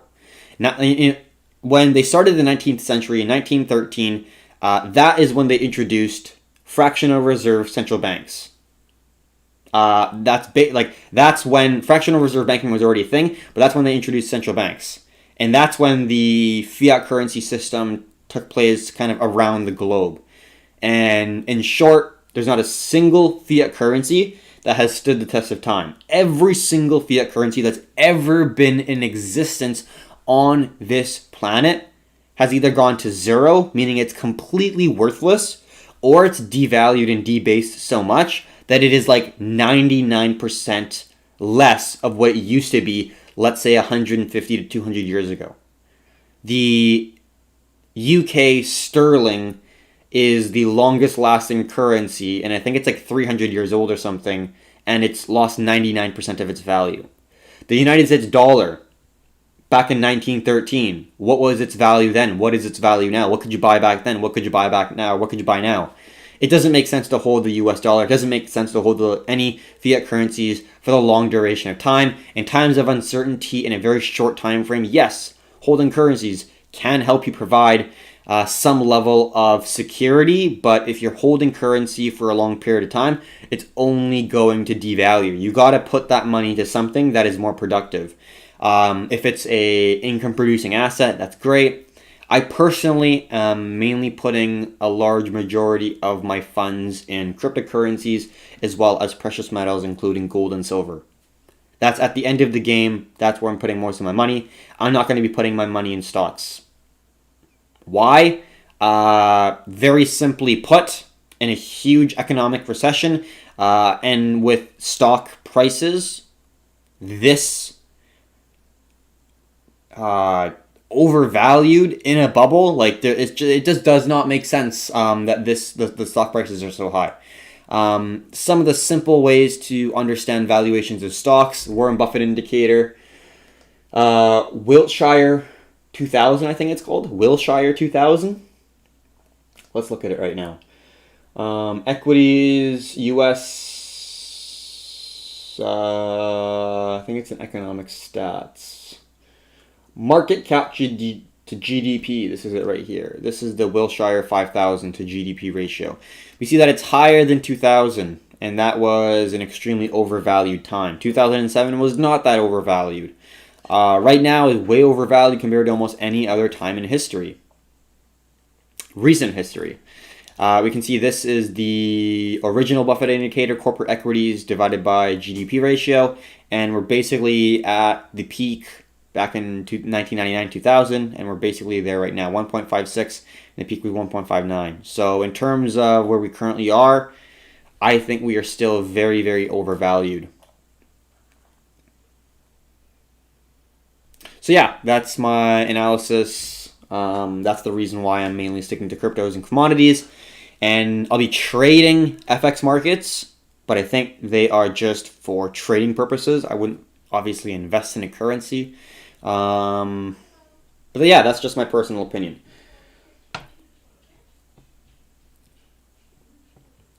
All right. Won't stocks inflate along with gold, though? Yeah, I completely agree. So this is the possible outcomes that I see. So let's say if they devalue the... So in my opinion, there's two options for the US stock market and the dollar, basically. One option is the Federal Reserve does not print enough money, does not create enough liquidity there is deflation that comes into the market and the stock market goes down, right? That's deflationary. That's option number one. The government, central banks do not want this to happen. They do not want a stock market crash, and they will kind of do whatever it takes to not have that happen. So then this goes to number two. Option number two is central banks, Federal Reserve, print so much money that they devalue the currency to a point where it makes it look like the stock market is going up. How does this happen? We got to understand that when you're looking at stocks, when you're looking at indexes, all it is a ratio. How many units of this dollar does it take to buy 1 unit of an index or of an equity? It's not just a scale and the lever of the units of equity or the units of measurement is stationary. Both things are moving. The US dollar is moving, equities are moving. So what this means is you could have equity prices completely stagnant, not moving at all. But if the US dollar is depreciating and is devaluing quickly, it will look like the US equity market is increasing because the numbers are going up. But it could just be the US dollar depreciating so fast that it takes more and more units of currency to purchase that same equity. Like in Weimar Republic in Germany, it costed, let's say, 5 mark to buy an apple, and then it costed 500 mark to buy an apple. Did that apple suddenly increase its value exponentially? Hell no, of course not. It's just the unit of measurement devalues substantially. So these are the two options that I currently have in the market. So yes, if you do buy equities and if there is cause for inflation and the Federal Reserve do devalue the currency, there will be a equity boom. But in my opinion, there will be an even bigger cryptocurrency and metals boom. Because that is where you're going to truly be able to store your wealth compared to equities. Equities could be losing value, but the US dollar could be just losing value more. Whereas gold and silver are going to be places where investors are going to be looking to store their wealth. And another thing to note, things like cryptocurrencies, gold, and silver, that is a global asset that has no leader, that has no CEO. It's decentralized. It's like cryptocurrency, right? Gold, silver, palladium, platinum. There's no CEO that's like controlling the company. It's just a metal. It's just a ledger, right? If you're trading cryptocurrencies, I really, really like that. I don't know why. I don't like trading equities and diving into them as much as I like trading metals and cryptocurrencies. And that's kind of why I'm sticking to them. Don't know why. I just like the research more, and also the idea of being more liquid and having the ability to have liquidity after hours. Whereas in the equities market, you only have 6.5 hours to trade. I can trade my CFDs and my crypto almost every day on the weekday, and I can trade crypto on the weekend. So I have more liquidity than anyone who's trading the equities market, which I really like. So yeah, Martin, hopefully that answers your question. That could totally happen. You could still be losing value. It's a very weird place, because if you look at Venezuela, great example.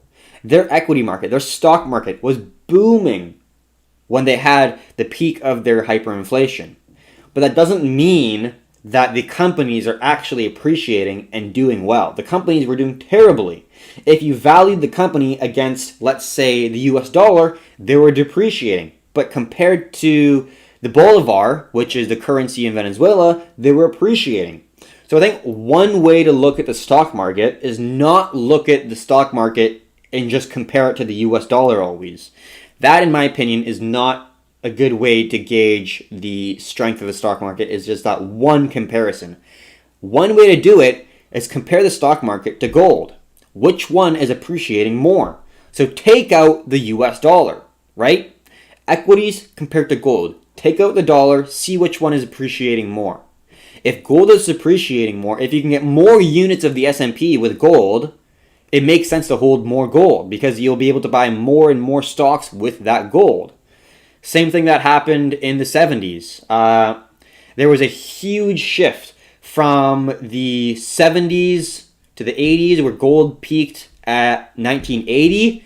And then from then, if you shorted gold and longed US dollar, that's a great trade. And I think it's going to be switch. If you short US equities and long gold from, let's say, 2017, 2018, I think it would be the same situation where you're going to get a lot of appreciation in gold compared to the S&P 500.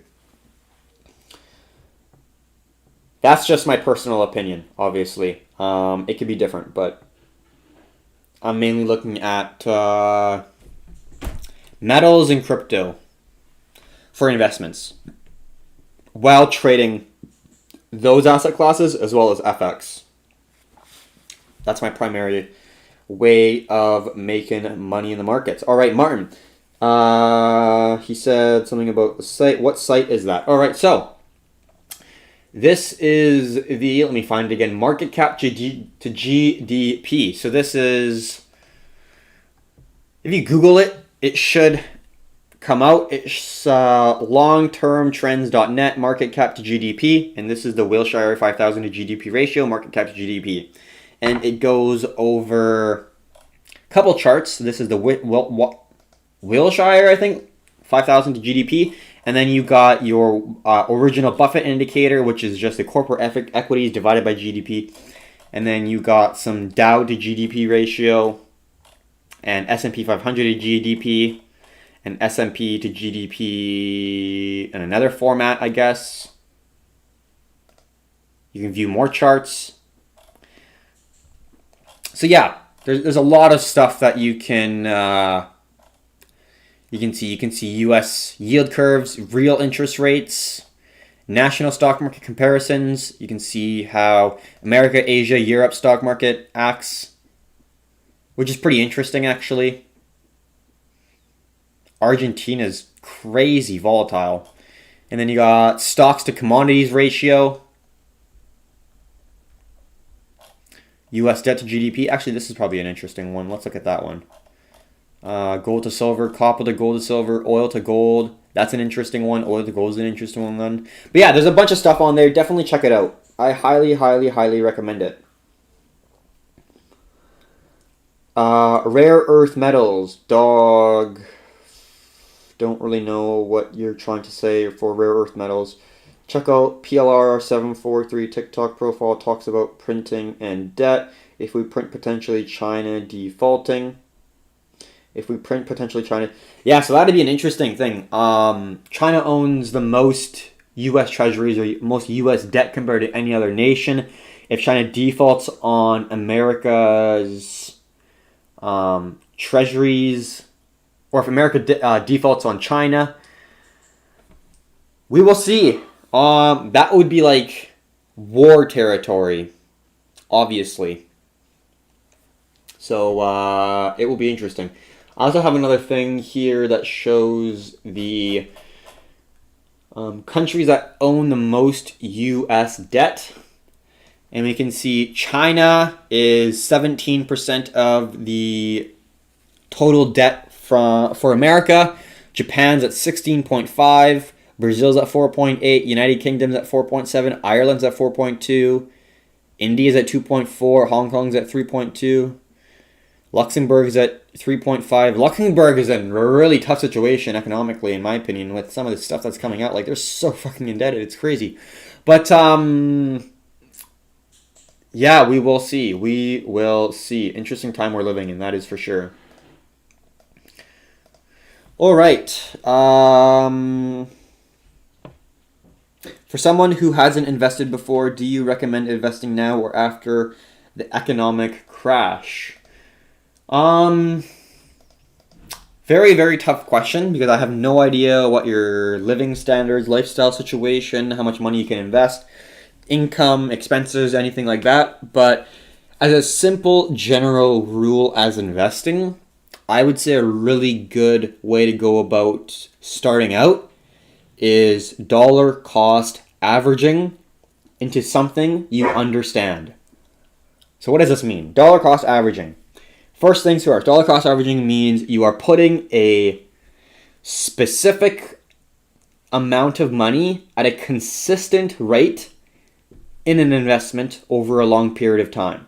So let's say I want to invest in Bitcoin. I understand it's a scarce asset. I understand it's like digital real estate. I understand that it has been the best store of value for the past decade. I understand all these different features that it has. It's a little older. It's not great for smart contracts. It's not great for expanding technology and blockchain, but it's great for what it does. It's a store of value, in my opinion. It's not going to be a currency yet, unless the Lightning Network starts to increase the transaction speed exponentially. But right now, it's a store of value. It's a slow moving cryptocurrency compared to a lot of others that is able to really store value and have a lot of liquidity and is a hedge against inflation, as like kind of a gold 2.0 in the digital realm. That's the way I look at it.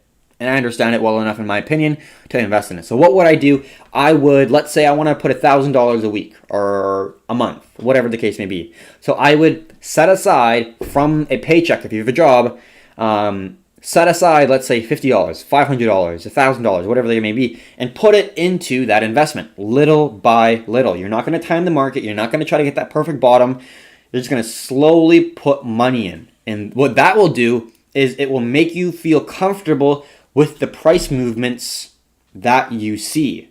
When you first invest, it's not going to be comfortable seeing the P&L of your account go up and down, right? If it's going up, you feel fantastic. If it's going down, you feel shitty. At the end of the day, looking at it every day won't really do much other than give you anxiety if you are losing a lot of money, obviously. So I would say dollar cost averaging is by far the best way to start. Into what? That's for you to decide. I don't exactly know what you're interested in. I've told you what I'm looking to invest in or am already investing in. But if all you understand is the stock market, buying the 500 biggest companies in the United States, then I think you should start just dollar cost averaging in like a really cheap ETF, like a Vanguard ETF that is very low fees for the expenses or for the structure of fees or anything. Some can go up to like 2%, which is way too much. So find a very low cost ETF that is an index of the S&P or 500 largest companies in the United States. If you are looking to invest in equities, if you're investing in like gold, silver, there's a couple ways of doing it. You can buy gold miner shares. You can buy like an ETF for gold that tracks basically the price of gold. You can use contracts or differences, although that's more for trading. You can buy bullion, which is like physically owning gold and silver, which is like this thing right here. This is a physical 10-ounce bullion silver metal item, basically. So that right there is like 10 ounces. And silver's currently at like $18, so it's like $180 for one 10-ounce bullion silver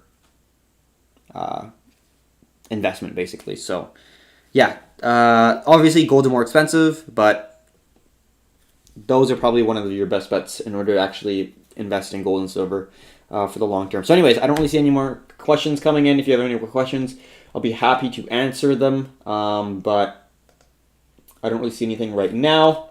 But I'll wait a few more minutes here, just looking at the Discord that we have. All right, so I think that's it. I don't really see any more questions. What do you think about 17-year market trend? 17-year market trend? I don't really know about that. I know that there is a short-term debt cycle, long-term debt cycle. Short-term debt cycles, you could call it a business cycle, is around 8 to 10 years. You know, if we take back 8 years from this current crisis, 2008 was the previous one, so I guess 12 years, so quite a long time. With the extension of quantitative easing, probably made it last longer. As well as the election with Trump, that probably extended it. And then before that was 2000. Before that was 1991, I believe. We can actually look back all the way on the Dow Jones. So let's go to the Dow. I'm just playing around here. And let's go to the 2-day. Yeah, let's actually go to the weekly here. So that's current recession, 2020. 2008 was the previous one. 2009 was the previous one before that. I think 1991 or 1990 was the previous one before that. Stocks dropped 20%. So yeah, that would have been one. 1989, 87 would have been the previous one, the flash crash. So yeah, every, let's say, 8 to 10 years on average is the short-term debt cycle, or the business cycle, you can call it. And then you have the long-term debt cycle, right? That is going to be your every 50 to 100 years. The one before this one was 1929, right? Great Depression. That was the major economic long-term cycle that ended. So right now, I think we're coming into it.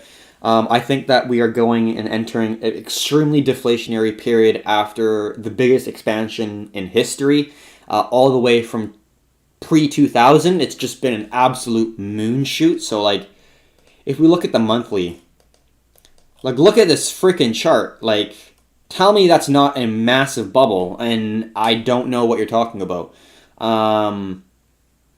Just, it's crazy. Greenspan printed money, and then you saw George Bush print more money. Actually, this is an interesting chart as well. Economic stats. Give me one moment here. Where did I put it? It's money supply, monetary base, FX, economic comparison. What was I looking for? How much money, compare countries? I think this might have been it. No, I don't know where it is. Anyways, yeah, let's just go back to the questions here. Thank you so much. I'm trying to learn how to invest my money because I'm scared for my parents. Yeah, definitely. It's definitely a scary time for sure. They hold so much money in the bank. I think you mean bank. They don't invest it, and I'm scared with the crash, their money won't be worth much. They say the dollar will collapse. Yeah, I completely agree that the dollar will collapse. Basically, in the short term, I think the dollar will go stronger. Look up the dollar milkshake theory, and that's basically the thesis that I have in the short term is, yes, inevitably, the dollar will collapse, just like every other fiat currency. They're printing too much money. Here's another link that I think is very useful and pretty important, and this is the money supply around the world. Let's go to 3 months change, the most in 3 months change. USA, their change in the last 3 months for the whole money supply is 12%.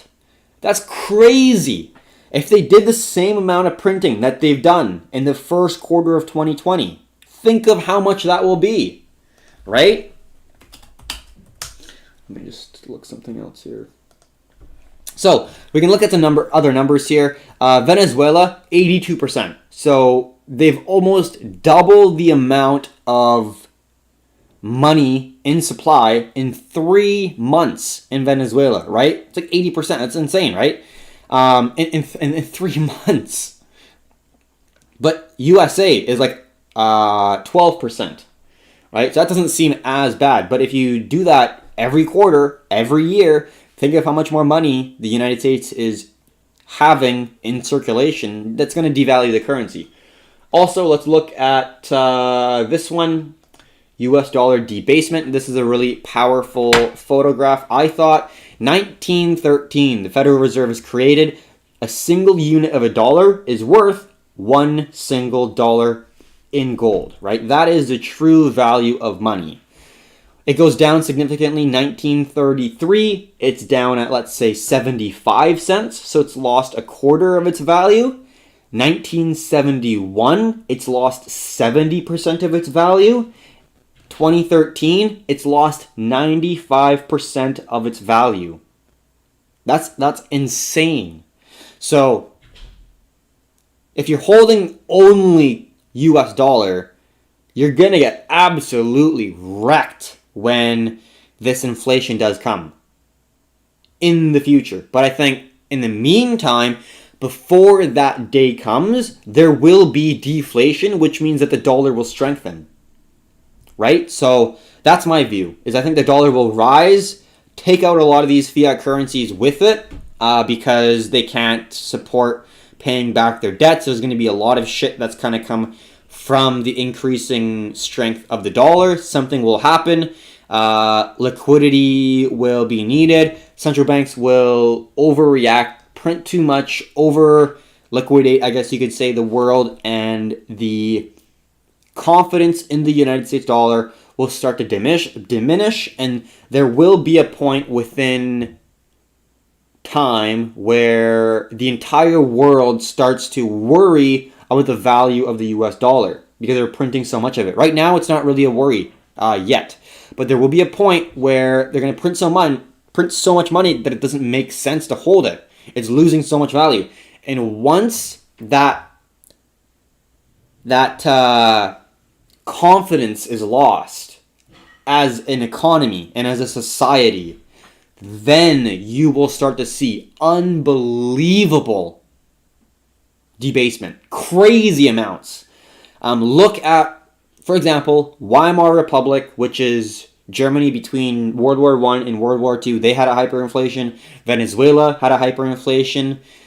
France in the, what was it called? Mississippi Company, they had a hyperinflation. Look at all these historical hyperinflationary times for different economies. And then show people that. Say, hey, this thing we call money has gone wrong before, and people have lost everything because of it. Not saying it'll happen in the next year, but with these fiat currencies, with a central entity being able to print what they think is value, they're going to abuse the power. That's just how humans are. If you have something that humans can create out of thin air, people will overreact. People will kick the can down the road. They'll say, okay, it's bad now. I could try to fix it and kind of make people suffer in the short term, and then in the long term, it'll make the country and the currency strong. No one wants to do that because it doesn't look good. In the short term, it's painful. But in the long term, if you just kick the can down the road, your time in office is groovy. You're printing more money. You're blowing up the bubble even bigger, which is a feel-good period. So why not continue the feel-good period and then leave office a superstar? You survived. You exceeded the expectations by making the stock market roar, by expanding the balance sheet, by blowing up the bubble even bigger. That's what we've been doing for generations, for years and years and years. And at a certain point, there has to be a point where you can't print more money because there's so much money in circulation that the confidence is lost. It happens. It happens. And to think that it won't is completely absurd, in my personal belief. This time is different is one of the most dangerous words in finance. Just saying. What are the 3 best examples from history? Dog. Okay, first one, Weimar Republic. The mark is the currency, the native currency in the Weimar Republic. Really quick breakdown. In World War I, Germany obviously was fighting against the world. In World War, they lost and they had to pay reprimands. They had to pay for the reconstruction of all these cities and pay back what they've destroyed, right? So they have a couple options. Germany's already dirt broke. How do they pay back reprimands to pay for reconstruction of all these countries, cities, and whatever? Well, they have their mark. They could just print more of it, exchange it, and pay back their debts, I guess. And that's exactly what they did. Is they printed their currency into oblivion, and this basically took away all wealth of the German people, of people in Weimar Republic. So what happens when you have nothing to lose and you're extremely frustrated and extremely angry, right? You're going to revolt. You're going to do something that is, I guess you could say, extreme, because you have absolutely nothing to lose and you're furious. And this is where Hitler came to power. He saw this anger and frustration among the people. And if you have a person that is a leader and will point a finger at someone, this is when shit starts to get real. So that's what happened. Between World War I and World War II, hyperinflation came in because they printed so much money to pay for war reprimands. Hitler came in because people basically lost everything due to the hyperinflation. And then Hitler came to power, and that's how World War II kind of came into be. So obviously, really, really bad situation after hyperinflation. That's a really good example, in my opinion. Number 2, the Mississippi Company in France. I can't explain this as well, but basically they didn't have any central banks for France. They were dirt broke. A random man named John something. John Mayer? John Law, that was his name. John Law set up and directed the Mississippi Company, funded by the Banque Royale, a chaotic collapse in France. So look that up. Look up John Law and the Mississippi Company. That's a really good example of how fiat currencies can be abused and mistreated and used to steal the wealth from the people and funnel it into the top 1%. And really, really good example. And then I think a more recent one, although this is more corrupt, is Venezuela. A little bit different, but they did obviously have a pretty detrimental currency collapse. And what's interesting is in Venezuela, you started to see the transactional volume for cryptocurrencies absolutely skyrocket in 2017, 2018, mostly in countries, but it's exponentially skyrocketing in Venezuela at the peak of their hyperinflation, indicating that people in Venezuela are using cryptocurrencies instead of their native currency, which is, in my opinion, extremely optimistic for the use of digital currencies if and when a currency collapse does come in. And I think Japan's even worse. I think Japan will have a currency collapse before America, in my personal belief. If Japan gets any sort of inflation, I think it'd be insane, because if the velocity slowly starts to turn and if that momentum starts to go in the other direction, Japan has been trying to push for inflation for decades. Decades they've been trying to push for inflation, and they haven't been able to because of A, the demographics, and B, the saving mindset that people have there is just so deflationary. But if they do get that shift and people start to spend more money, if there's some sort of action that takes the people by surprise, and if there's kind of an increase in velocity, they're going to get wrecked. And Japan's already interested in cryptocurrencies, so I think Japan will be very interesting to look at for that shift from a fiat-based currency system where basically everyone relies on the yen to a hybrid crypto. Maybe it's like a BOJ crypto kind of thing, turning into a full-fledged crypto-only, no fiat currency society in a first world country. I think Japan could be the first to turn that into a possibility. So we'll see how it goes. I think those are the three main types of inflations. Like, there are so many. Look at Argentina. Their currency was cut in half in terms of the value. It happens. It's different for the United States because the United States dollar is the world reserve currency. If you're transacting gold, silver, oil, cocoa beans, coffee, wheat, agricultural goods, or whatever there may be, any commodity, what you're going to do if you're a Brazilian trying to transact with a person in Switzerland is you're going to use the United States dollar as the means of unit transaction. So instead of being like, okay, if you're trading the euro to, Brazil or like Chile or like some country, you're going to trade using the US dollar as the denominated base of the number of units it takes to buy that asset. So a lot of people are in demand of the United States dollar because a lot of people transact internationally using the United States dollar. look into the dollar milkshake theory. I don't want to go over it again, but there's a lot of people who borrowed the United States dollar, and you need to pay that back or you default. So it's going to be interesting to see larger countries that do have a lot of dollar-denominated debt, like China. If they default, there's going to be some major political wars, because obviously that's not a good thing. And America has a lot of power in terms of international trade. They have the SWIFT system, which is a efficient, somewhat system that is able to transact United States dollars globally around the world, which a lot of countries use. So it'll be interesting. Let's just say that.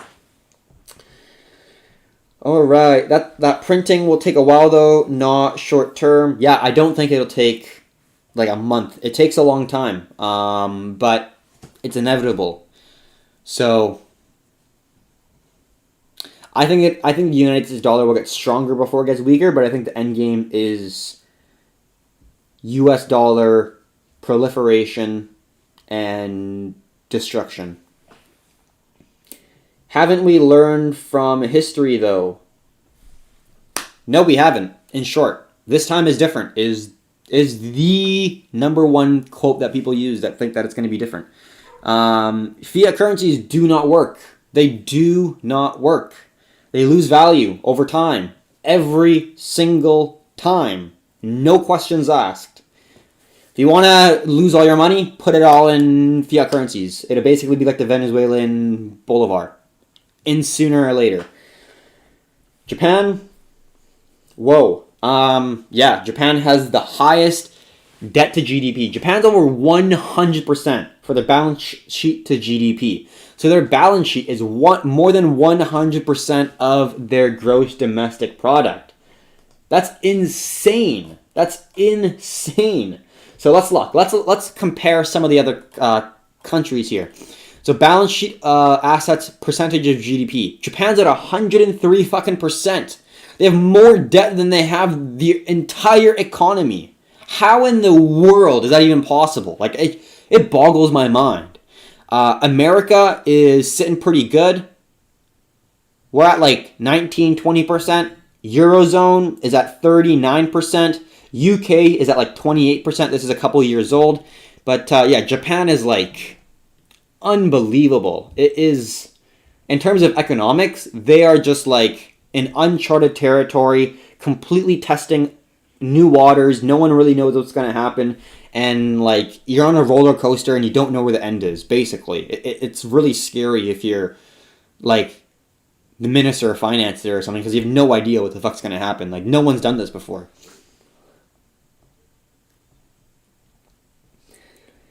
All right. Martin says, can we return to a gold standard? Okay, so yes, theoretically we can, but the units of dollars have to represent the total amount of gold that is in the reserve, in the bank, or whatever currency, whatever country you're trying to get down to a gold standard. So let's say in America, right? If we were to have a gold standard, we would have to make each unit of the United States dollar equate to a certain amount of gold in our reserves. And with how much money we've printed, gold would have to go to like, I don't even know, in the tens of thousands, or even hundreds, I have no idea, but in the tens of thousands of dollars in order for the United States to go back to a gold standard. I just don't think it'll happen. We're across that point, I think. The end game here is just fiat currency proliferation, and the new monetary policy might be something related to do with a Fed coin. I think they will use blockchain so they can track every unit of currency in existence, which is less privacy, more security, and that's what they want. That's what governments want. They want to control people. They want to know what they're doing, obviously. So I think that's the next end game, but that's going to be a long time coming. I think the US dollar will rise first. So yeah, it could go into a gold standard, but gold would have to go up so much for that to actually be even a possibility. And I don't even think that could be something that could be happening at this point in time with how much money they've been printing. Martin also said, how to make money during deflation. Well, generally, cost of goods and services and stocks are going down. So shorting would be a decent interest in a deflationary environment. We don't know how cryptocurrencies are going to act. Gold and silver are not in a good place. Usually when you see inflation and serious inflation, then gold and silver are doing really well.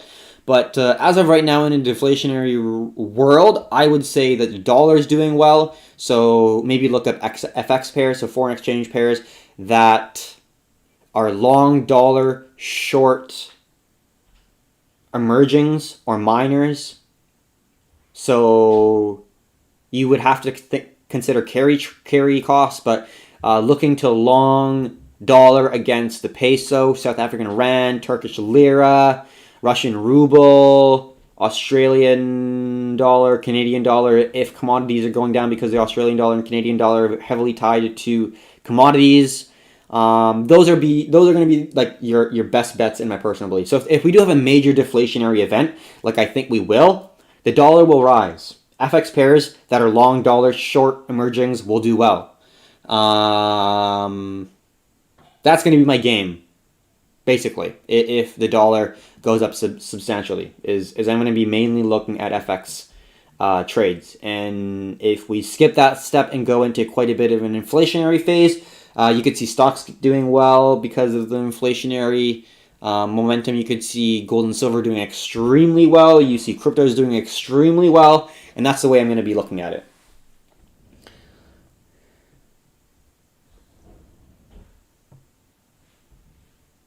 All right, so I think that's it. Thanks for sending me pandas and TikToks. I don't really know what to do with them. I don't know what they mean, or like, yeah, I don't exactly know what it is. But thank you very much for sending me whatever you're sending. I think that has some level of positivity thrown out my way, so we appreciate it. Don't really have any more. How do you recommend investing in crypto by Lyric? So, first things first. Before you even invest in it, my recommendation: read a few books. The Bitcoin Standard, good book. Just like simple articles on what Bitcoin is. You don't even have to buy a book. Use the internet. Great resource, obviously. And once you understand it, in my opinion, I think it's safer and more dependable to stick to the larger coins. So I mainly stick to like the top 10. Bitcoin, Ethereum are your kings. Bitcoin is a store of value. Ethereum is the foundation in which a lot of different projects are built on. A ton of different, very promising projects are built on top of Ethereum. So it's like investing in the foundation before the building, kind of in a sense. Except it's very different technologically. But in a sense, Ethereum has a lot of projects built on top of it, and it's an extremely robust technology that will, in my opinion, appreciate exponentially in the future, even appreciating more to Bitcoin. But Bitcoin is the store of value that I think you should own if you have to own one cryptocurrency. But in short, Bitcoin and Ethereum, you won't really lose in that sense. And if you are understanding of what these two projects are about and are aware of the risks inherently associated with investing in anything, I'd say dollar cost averaging is a really, really good way to get into the market, as well as putting your cryptocurrency coins on a ledger. What is a ledger? Well, just take it out right here. This is what you call a hardware wallet. This is a nano ledger. It is a USB looking thingamabob. Here, I'll even take it out. This thing right here is kind of like a USB looking thing, and what this allows you to do is safely store your cryptocurrencies. So this thing right here, it says ledger, and this is going to allow you to safely store cryptocurrencies not on a public exchange working at Hacked. So not to scare you, but look up Quadra CX in Canada and Mount Gox. Mount Gox is the largest. Quadra CX is a big one that happened in Canada. And these two exchanges had hackers take every single coin out of their exchange, basically, or a large majority of them, leaving the people who use that exchange to be left with nothing, basically. So if you have investments, put those on exchange, put those on ledgers, and if you're trading, make sure that you're using a legit exchange. I use Bybit as well as Binance for the majority of my cryptocurrency trading. Bybit is leveraged or derivative exchanges where you're trading contracts, perpetual contracts, not actually trading the actual token. They have XRP, EOS, Ethereum, and BTC as pairs, and they also have Tether denominated pairs as well as USD. And you can also use Binance, which has a lot more alts. You can long short their margin, but it's not like it's a derivative exchange where you're shorting and longing contracts. You're actually purchasing and borrowing the true underlying asset, which is a cryptocurrency token. So, yeah. Whoa, yeah, absolutely. Ledger got it. I'm assuming you looked up Mt. Gox or Quadra CX. Yeah, it's brutal. If you're trading, you can't trade on a ledger. So you need to have funds on Binance, BitBuy, Bybit, whatever exchange you're using to transact. You need that option. But if you're investing for the long term, like I have investments and I have trading capital, obviously, I do not keep my investments in any sort of exchange. I keep it on my ledger always, and that's like a 2 to 5 year hold, right? Whereas the trading portfolio that I have it diversified. So I have some in Bybit, I have some in Binance, and I kind of spread it over a couple exchanges. So then if one gets hacked, I'm not down on my entire portfolio, which would be pretty devastating.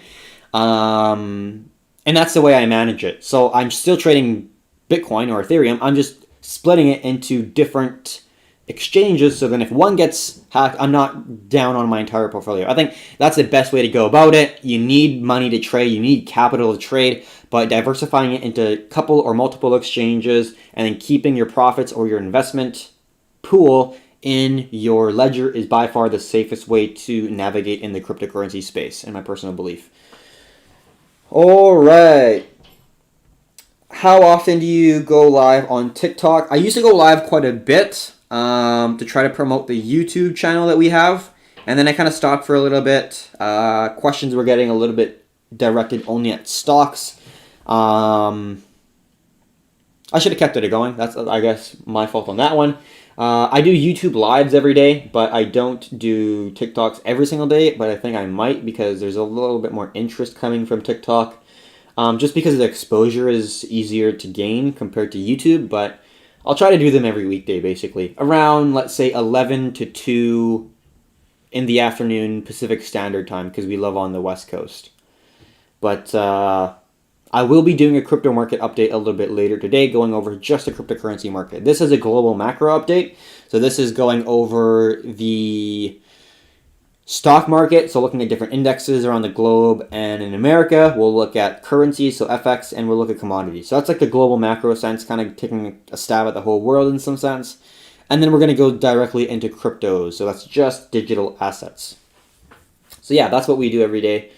And we try to provide value to individuals to gain some level of knowledge if they don't, and mainly just to kind of spread awareness to some degree. And if you're interested in joining a community of like-minded individuals, we do have that as well. And if you are interested in learning how to trade in the financial markets, we do have that as well with videos, books, and other related information that's able to streamline the process to get educated to actually trade in the markets. We do have that offer, but we're not pushing it to an extreme extent. If you want to join, definitely you are welcome, and we do welcome you with wide open arms. But definitely, we're not forcing anyone to come on hop in. Watch Gary Vee on YouTube, on TikTok on how to grow. Yeah, I watch Gary Vee a decent amount. I think he's a really respectable guy who's extremely hardworking, who has solid morals, solid ethics, and wants to see good in the world, basically. So yeah, I'll definitely keep an eye out. Thank you very much for that. I think that's the end of this video. Just looking at the dollar here. Dollar's weakening compared to a lot of other. Actually, we didn't look over the Japanese yen in our analysis. That doesn't really matter too much. You can see where it is basically. Interesting stuff though. Yeah, the commodities type FX like Canadian dollar, Australian dollar are doing pretty well, making sense because the commodities are doing well. Oil's doing pretty well. The past couple of weeks, all the metals are doing awesome. Gold and silver have been performing exceedingly well. Platinum is doing well. Palladium is doing all right, and oil is doing well as well. So it makes sense that Canada and Australia's currency are doing well because they're pretty well tied to commodities, and the U.S. dollar is more tied to kind of the safe haven, economic turmoil type of investor, I guess, to some degree, where even if it has a very low yield, the United States dollar has been an instrument that investors use to try to store their wealth, as well as some of the other instruments that people use. So anyways, all right. So yes, absolutely. I'll be looking into joining. Didn't think I would wake up to this. So amazing. Oh, wow. Thank you very much. I really appreciate that comment. Yeah, thank you very much. We appreciate that greatly. Didn't think that I'd be waking up to seeing people ecstatic about our live either, but that makes two of us having a great Monday morning, which is always something to be happy about, always putting a smile on people's faces. So I'll end it there. Thank you very much for interacting, asking questions, all that stuff. It definitely makes the live a lot more enjoyable, and I will be doing a live a little bit later today on the cryptocurrency market too. So that'll be it for today. Sending me a bunch of TikToks and stuff. Thank you very much. We really appreciate it. Until next time, have a good one.